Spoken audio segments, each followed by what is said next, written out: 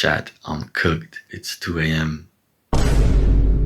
It's 2 a.m. I got school break. I gotta go fix my sleep schedule because that's not right. That's not right. Let's get it. Let's get it. I've been sleeping after 10 p.m. for years, even though I knew it was a bad habit. And I'm so done with feeling tired and forcing myself throughout the day to do the simplest tasks like study or washing the dishes, all because I didn't sleep well or scrolled until 1 a.m. So I finally decided to try some of those self-improvement tips and fix my sleep. So watch till the end to see which of those advice didn't help me and which of those did. Here's how it went. Currently it's 6:30. This is day one of fixing my sleep. So every single day we're gonna be taking off like 15 to 20 minutes of the actual time that we start the night routine, so that it becomes like lower and lower until we get to actually sleep on time. So this is day one, 6:30. Let's get it.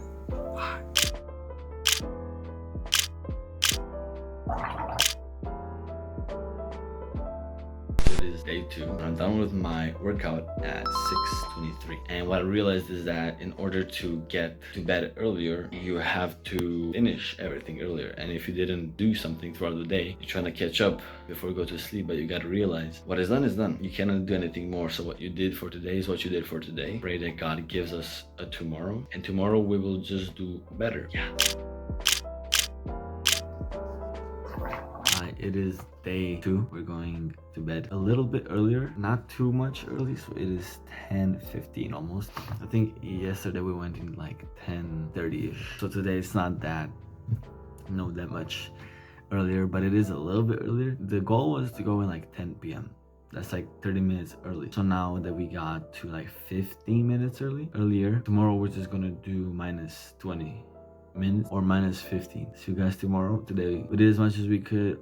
We did a little bit like a Bible study. I'm not proud of it though. We gotta do more. So if God wills it tomorrow, we will do more. God bless. Amen. Bye. Okay, so day three, we are finishing in 6 p.m. I just finished my light core workout. It wasn't anything too much. It was like 30 minutes, but yeah, we did finish up for today, and it is like 20-30 minutes earlier than yesterday. I do not want to make this right now, but this is what the internet doesn't tell you, and this is the reality. I fell into doom scrolling, and I'm not proud of it, but I'm smiling because I'm anxious. Not anxious, I'm just like, I'm not used to showing failures in that sense, so this is new. But this is the reality, and the reality is that I failed for today at least. It is 23, 24, 11. It is 1 hour more than yesterday, which is just insane, and this is definitely a setback, but I have organized the day to win tomorrow because we're going even earlier to bed, and I'm gonna really focus on not using my phone after the alarm rings. And I'm just gonna be real transparent with you. This is how it is. One day you do good, one day you do bad, and I feel that's okay. Tomorrow, if God wills it, will be a new day, will be a new opportunity, and I will definitely grasp it because now I understand what I should do and how. Bye-bye. It is 6:10. It's a little bit later than yesterday, but we're gonna get everything ready. No texting, and we'll see. It shouldn't take me 3 hours. Come on now. I really want to start off this day 4 vlog with Matthew 5:29-30, and it goes like this. If your right eye causes you to lust, gouge it out. If your right arm causes you to sin, cut it off. It is better for you to lose one part of your body than for your whole body to be thrown into hell. Now, I want to mention this like before I start, because this is the time right now. You know, I started in 6:15, I believe, and this is the time. I can't even smile anymore. I mean, it's just so sad. Like, that is like almost 5 hours for a night routine. 5 hours for a night routine. What do you mean? That is no night routine. I wasted like almost 2 hours scrolling. What? I really want to mention this because I fell into sin. I fell into idolatry of my phone, and I fell into idleness. I have that sin, and I should cut it off. My arm, pretty much. But instead of that, I'll cut off what's causing me to sin, and that is Instagram at this point. So tomorrow, no Instagram. Yo, it is 6 p.m, not even, and I'm making myself food, gonna warm it up and begin the night routine. The last day, 9:30. Now, yes, I did start early. I also did delete Instagram, but I did scroll on Facebook. And now, before you flame me, I have Facebook because like networking, I used to network with people there before I kind of took a break from YouTube. But now that I'm coming back, I try, networking again. Honestly, it's just like I'm going so many ways, like way too much ways. I'm like not 100% focused on YouTube. So I'm gonna delete that as well because I'm scrolling on there.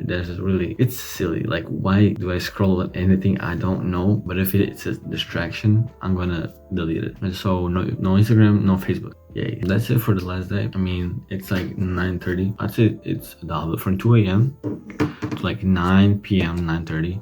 I'd say it's a double. And even I'm gonna like continue doing this, especially now that I don't have any distractions. Like literally nothing possibly can distract me anymore. I don't have the phone, nothing. So it's really just about application. I mean, start early, get to bed early, do everything early, and don't be on your phone. Don't get distracted. That's the key to sleeping early. Onto the summary. Listen, I know I delayed my sleep on day 3 and 4, but day 5 was low-key a success. I removed Instagram, showing that I did learn from day 3 and day 4.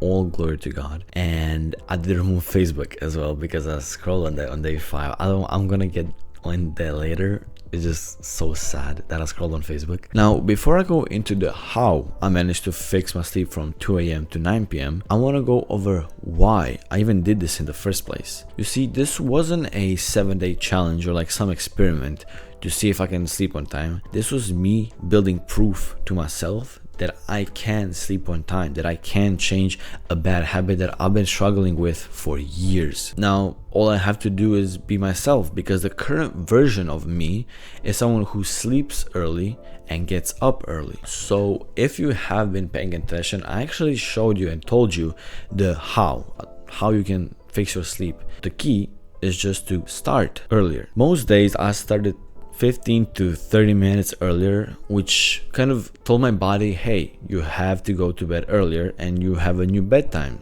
an earlier bedtime. And starting earlier means you have to finish things earlier. All your daily challenges and tasks, you have to finish earlier. But what if you don't finish them earlier? Well, my advice to that is just accept it. You did what you did. You could have done more, but don't sacrifice your sleep for today's work, because your work tomorrow will suffer, because you won't be able to focus on studying, or you will just force yourself to do the simplest tasks. So you did what you did. The only thing that you can do right now is ruin your sleep even more, and that doesn't lead to anything well. So accept that you could have done more and go to sleep and do better if God wills tomorrow. And if you can't sleep, here's one method that my best friend told me that literally worked for me ever since she told me this, and that is the military method. At least I think that's what it's called. So it's basically when you lay in bed relaxed, you try to relax your muscles as much as you can, and you focus on your breathing in and out, and every breath you relax your muscles even more until you relaxed all muscle. From there on, every time you move a muscle, you restart that 15-minute timer, and you do it again and again until you fall asleep.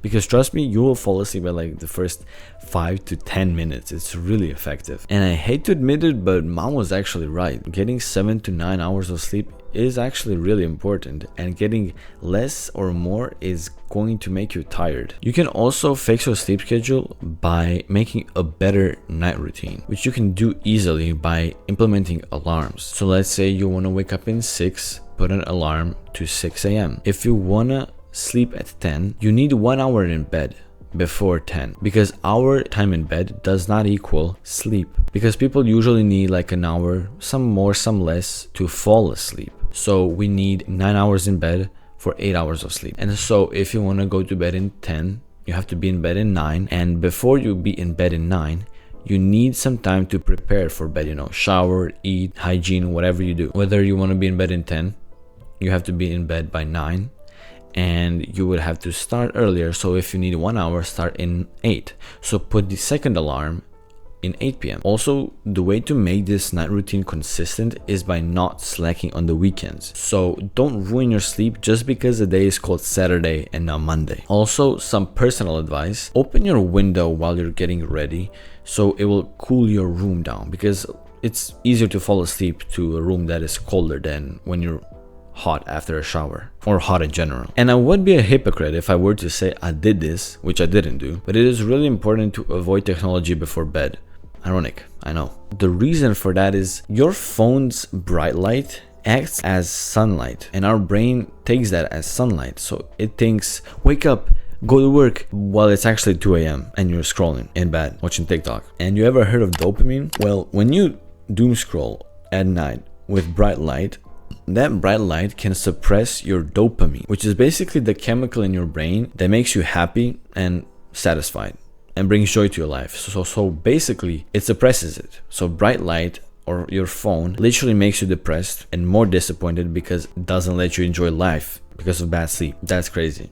So if you can, avoid using the phone or any kind of technology 1 to 3 hours before bed. But if you must use it, make sure to turn on the night light, I think it's called, or the dark mode, because it will just suppress the bright light and we'll get like the yellow glow. So it like yellow light is actually a lot better than bright light because it makes you sleepier, because it's like warmer tones, you know. But this advice really goes for me too, because I need to lay off the technology before bed. But I'm telling you, it will be hard. It will be really hard to do it at first, because when you put your phone down and you go to do something, it will take like not even a minute to get bored and you want to go back. You want to scroll, you want to text people. And I understand that, but you gotta realize you're changing, you're making a change, and change is not going to be comfortable. It is something that is not usual. So that's why it feels like so difficult, right? And it makes sense. And I want you to know that that is okay. It is okay to feel this, because that means that you are changing, that you are trying to change. And if you go back to it, you're not really changing. So you have to fight it, you have to endure it, you have to battle it, you have to win it. And so whenever you go to do something, the easiest thing to do is to turn off your phone. And I feel like I learned that the hard way, because I deleted Instagram because of day 3 and 4, but I had to delete Facebook for day 5. Facebook, who uses, I'm not a mom who uses Facebook. That is so sad. But yeah, I'm not gonna lie, I scroll on Facebook. For the things that didn't help me is naps. I don't really take naps, even though I'm kind of like tired. I try to fight through the day without naps, because naps kind of just ruin my sleep sometimes, but sometimes I just don't do as much throughout the day, so I don't want to do it. But if I really feel sleepy and like I can't focus, I'll take like a 15 to 30 minute nap, and anything more than that is just gonna tire me out. But there's this one thing that we should both do, and that is get morning sunlight. And I should too. I didn't do it. I should, I'm telling you, because think of yourself as a solar panel. I know it sounds weird, but just like try it. You are a solar panel, and whenever you sleep 8 hours, your battery life is 100%. When you sleep 4 hours, your battery life is 50%, even less. And so when you go out, you charge that battery for however much you've slept, and throughout the day you use that battery and it gets lower and lower, and you work more and work more, and you feel sleepier towards the end of the day. So when you sleep, you recharge, you have a new capacity of a battery. That is if you sleep 8 hours. If you sleep less than 8 hours, then you have to use things like coffee to gain back that energy from the sun. If you drink caffeine, it's like having 100 flashlights shined at you, and of course it will charge you for a little bit, but you will feel sleepier earlier. So is it really worth it more than just quality sleep? To sum it up, the more you sleep, the longer your battery life is. The less you sleep, the shorter your battery life is. But before I end this video, I do want to say again that I did fail. I failed, but I learned, and I'm really proud to say that I did fail. Because failure is something that builds you as a person and builds your character. Like, if you were not to fail, I would probably still sleep late and continue scrolling. I would not change my ways. I would be the same. Some people would view this as failure. Some people would view this as learning. Failing is okay. I don't know who told you it wasn't, but it really is, as long as you learn. If you fail and you learn and you adapt, or you like write down and take notes and you adapt, that is perfectly fine, and that means you're trying. And you will never be a failure as long as you're trying. I will tell you that much. At least in my eyes, you will not be a failure as long as you're trying. I will always respect you if you will be trying. So I really want to emphasize that you are human. As much as you want to change, you need to accept that you're making a big change from late to early nights, and it's not easy at all. Even I, who I thought I was like so mature and I can like really take care of myself, I can really change easily, I thought it was easy. But dude, I went from Instagram to Facebook. I'm not even 18. I use Facebook. I'm not a mom. It is crazy to me that I use Facebook for like 2 hours almost. That is so sad to me. I don't even want to talk about it. But it's not going to be easy. But it's a challenge worth fighting for. So I want to really encourage you, as long as you try that, one day you will succeed. It may take you a month tops to fix it. Some more, maybe even. But even then, don't quit. Why quit? Why give up? If you're already doing it, just do it until you succeed. Like don't half-ass it. It is so stupid to do that. I don't know why people just don't go all out. It doesn't make sense to me, but I know you will, because you stick till the end, which I really respect. Remember that nothing is permanent in life, right? Not even time. So investing this time in your youth will really help you for the long run. It will help you be more energized and be disciplined. Even if it doesn't work in the first 3 days, in the first 5 days, do it. Continue with it. Try it. Don't give up. Every distraction that you have, every trigger that doesn't make you sleep on time, eliminate it. Try to figure out a way. And good luck, dude. It's not gonna be easy, but just because you stick till the end of the video of like trying to better yourself, I know that you're somebody that really takes care of themselves. And even if you can't show it or you're not as disciplined as you want to be, you still have that mindset. So good luck. And if you ever need a reminder, come back to this video and I pray that it will find you. And just remember to show up. Bye bye.